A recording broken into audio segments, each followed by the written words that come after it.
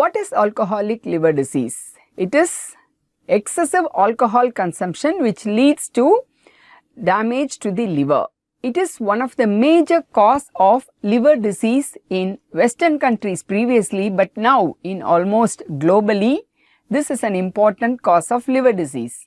It constitutes 5.9% of deaths universally, and it is one of the notorious cause of disability and death earlier in life. Alcoholic liver disease is defined as daily intake of 80 gram or more of ethanol.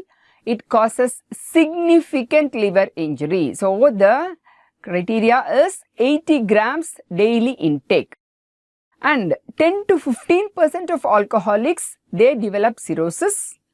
And to our surprise, we will be surprised to know that women drinkers are more susceptible than men to develop alcoholic liver diseases. So, the predisposing factors are women are more susceptible than men, African Americans, racial preferential is there for development of alcoholic liver disease. This is because there is a genetic variation in the enzyme aldehyde dehydrogenase. Homozygous individuals, for this enzyme aldehyde dehydrogenase 2, they are unable to oxidize the aldehyde. So, that leads to excess alcohol and flushing, nausea, lethargy and such symptoms. There are certain comorbid conditions which predispose and further enhancement of the alcohol-induced liver damage. These conditions are iron overload, non-alcoholic fatty liver disease, hepatitis C and hepatitis B viral infections. So, the spectrum of alcoholic liver disease. So, this is a normal liver.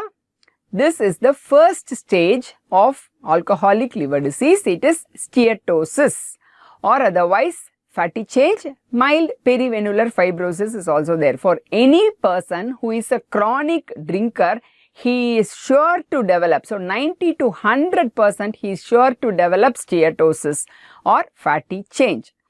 If he abstains from drinking, then his liver will revert back to normal. Then the next stage is hepatitis.